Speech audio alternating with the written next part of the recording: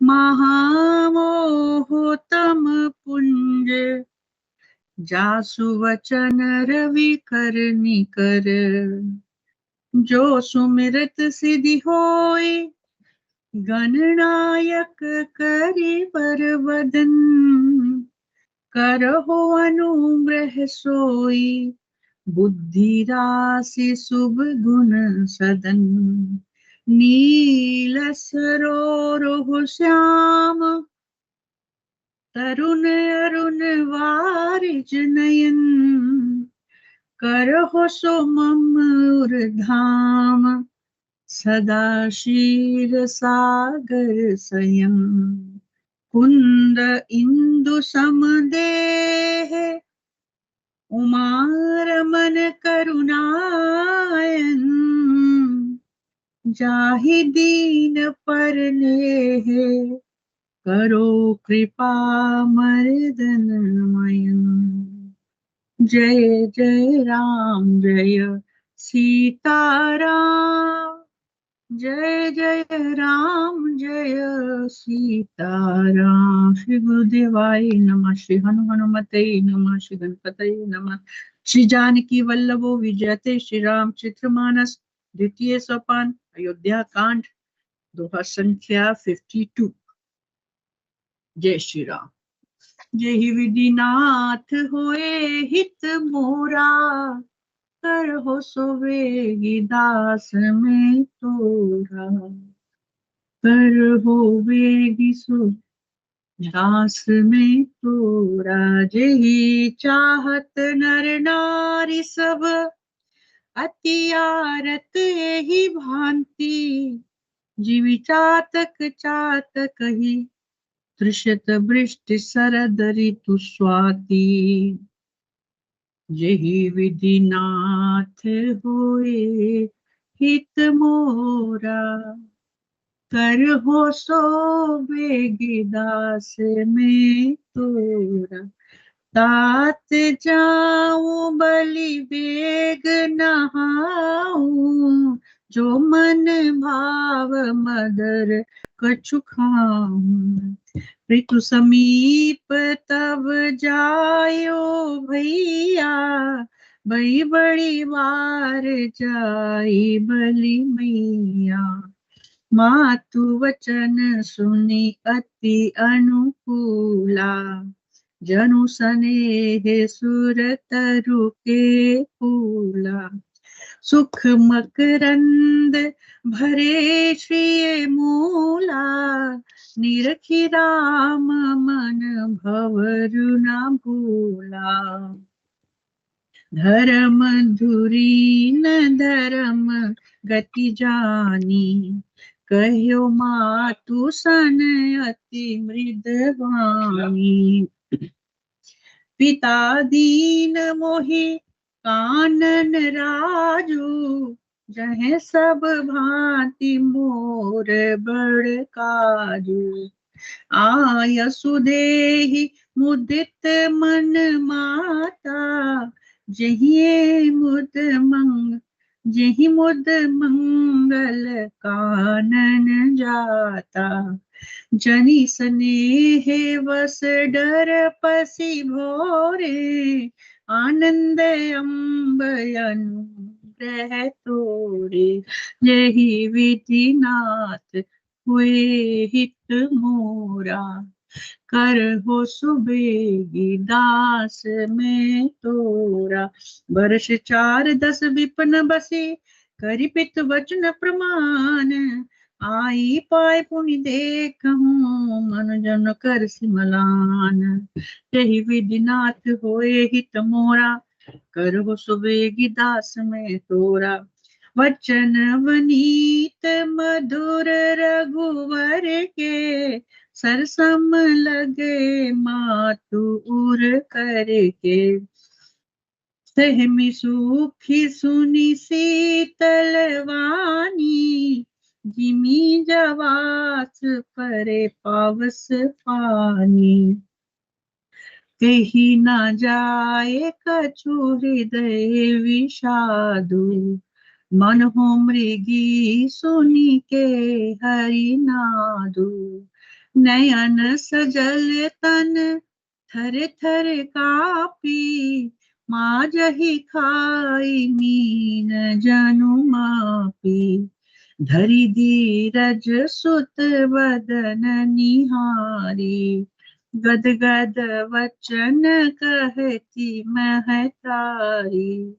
तात पिता ही तुम प्राण प्यारे, देख मुदित निद चरित तुम्हारे। राज दीन कहो शुभ दिन सादा, कहो जान बन कहीं अपराधा। तात सुनावहु मोहिनी दानु, ओ दिन कर कुल भयो कृसानु।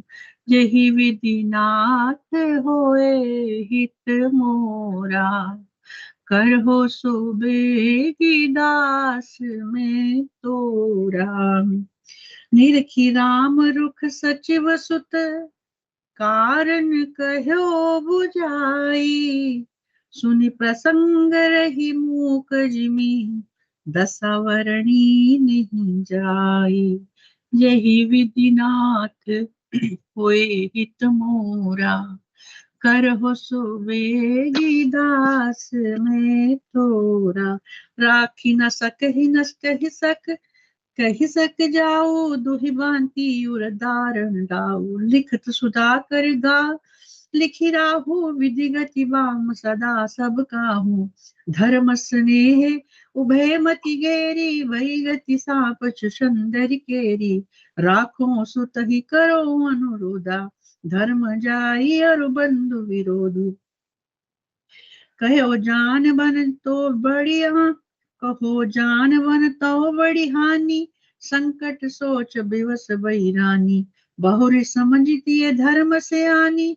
राम भरत दो सुत समझानी, सरल स्वभाव राम महतारी। बोली वचन धीर धरि भारी, तात जाऊं बलि कीन्हो नीका। पितु आयस सब धर्मक टीका, यही विधि नाथ होए हित मोरा। करहो सुबेगी दास में तोरा।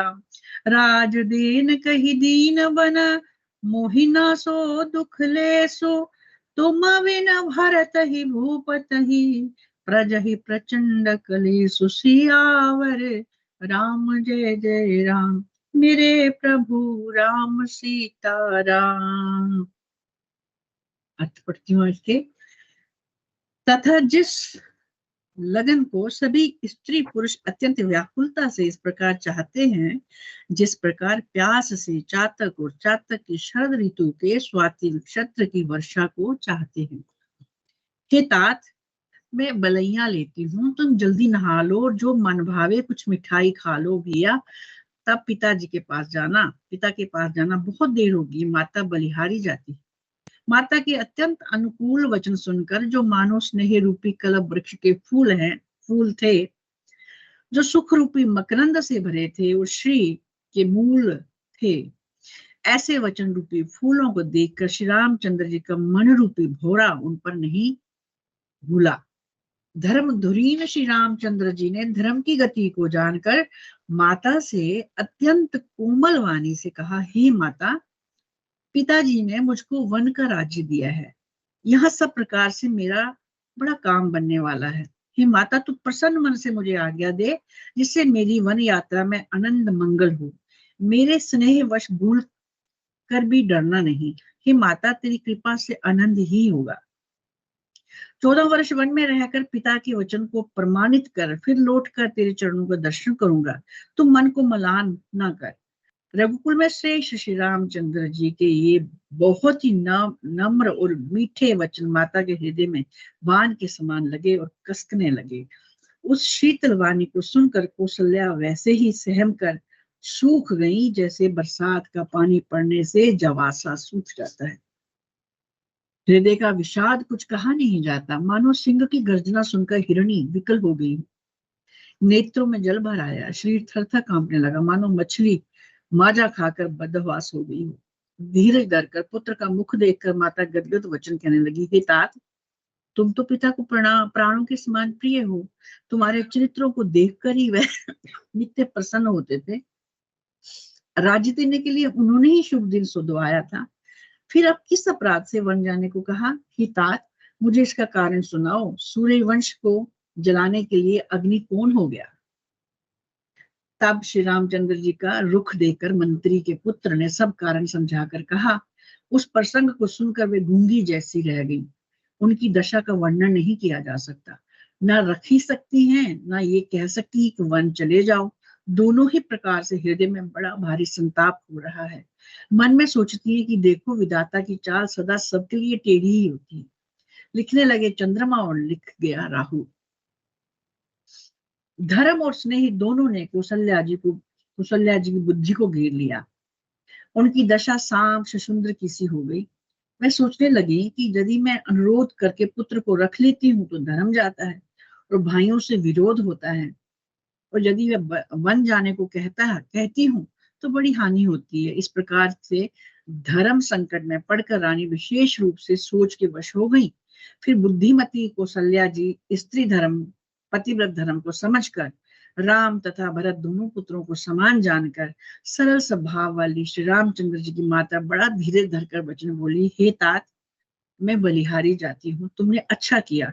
पिता की आज्ञा का पालन करना ही सब धर्मों को शिरोमणि धर्म है। राज्य देने को कहकर वन दे दिया, उसका मुझे लेश मात्र भी दुख नहीं है। दुख इस बात का है कि तुम्हारे बिना भरत को, महाराज को और प्रजा को बड़ा भारी क्लेश होगा। हे तात, यदि केवल पिताजी की ही आज्ञा हो तो माता को बड़ी जानकर वन को मत जाओ। किंतु यदि पिता माता दोनों ने वन जाने को कहा हो तो वन तुम्हारे लिए सैकड़ों योद्धा के समान है।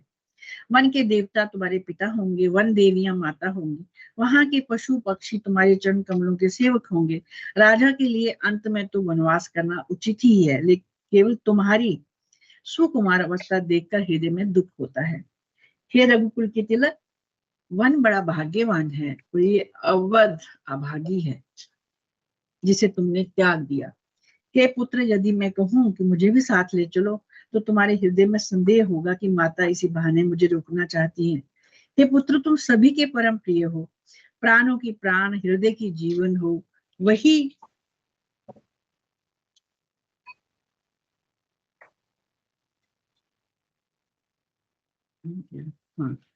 हाँ, वही प्राणदार तुम कहते हो कि माता मैं वन को जाऊं, और मैं तुम्हारे वचनों को सुनकर बैठी पछताती हूँ। ये सोचकर झूठा स्नेह बढ़ाकर मैं हठ नहीं करती। बेटा, मैं बलैया लेती हूँ, माता का नाता मानकर मेरी सुध भूल ना जाना। हे गोसाई, सब देव और पितृ तुम्हारे वैसे ही रक्षा करें जैसे पल की आंखों की रक्षा करती हैं। तुम्हारे वनवास की अवधि जल 14 वर्ष जल है, प्रिय जन कुटुंबी मछली हैं। तुम दया की खान और धर्म की दूरी को धारण करने वाले हो। ऐसा विचार कर वही उपाय करना जिसमें सबके जीते जी तुम आ मिलो। मैं बलिहारी जाती हूँ, तुम सेवकों, परिवार वालों, नगर भर को अनाथ करके सुख पूर्वक वन को जाओ। आज सबके पुण्यों का फल पूरा हो गया। कठिन काल हमारे विपरीत हो गया। बहुत विलाप करके और अपने को परम अभाग्नि जानकर माता श्री रामचंद्र जी के चरणों में लिपट गई। हृदय में भयानक दुस्सह संताप छा गया। उस समय के बहुविध विलापों का वर्णन नहीं किया जा सकता। श्री रामचंद्र जी ने माता को उठाकर हृदय से लगा लिया और फिर कोमल वचन कहकर उन्हें समझाया। उसी समय ये समाचार सुनकर सीता जी अकुला उठी और सास के पास जाकर उनके दोनों चरण कमलों की वंदना कर सिर नीचा करके बैठ गई। सास ने कोमल वाणी से आशीर्वाद दिया। श्री सीता जी को अत्यंत सुकुमारी देखकर व्याकुल हो उठी। रूप की राशि और प्रति के साथ पवित्र प्रेम करने वाली सीता जी नीचा मुख किए बैठी सोच रही हैं। जीवन नाथ वन को चलना चाहते हैं। देखिए किस पुण्यवान से उनका साथ होगा। शरीर और प्राण दोनों साथ जाएंगे या केवल प्राण ही इनके साथ होगा। विधाता की करनी कुछ जानी नहीं जाती। सीता जी अपने सुंदर चरणों के नखों से धरती को रेत रही हैं। ऐसा करते समय नुपुरों का जो मधुर शब्द हो रहा है, कवि उसका इस प्रकार वर्णन करते हैं कि मानव प्रेम के वश होकर नूपुर ये विनती कर रहे हैं कि सीता के चरण कभी हमारा त्याग ना करें। सीता जी सुंदर नेत्रों से जल बहा रही हैं। उनकी ये दशा देखकर श्री राम जी की माता कौशल्या जी बोली, हे तात सुनो, सीता अत्यंत ही सुकुमारी है तथा सास ससुर कुटुंबी सभी को प्यारी है। इनके पिता जनक जी राजाओं के शिरोमणि हैं, ससुर सूर्य कुल के सूर्य हैं और पति सूर्य कुल रूपी कुमधुमन को खिलाने वाले चंद्रमा तथा गुण और रूप के भंडार हैं। यहीं पर विश्राम करते हैं। जय जय सीताराम, जय जय सीताराम, जय जय सीताराम, सीता।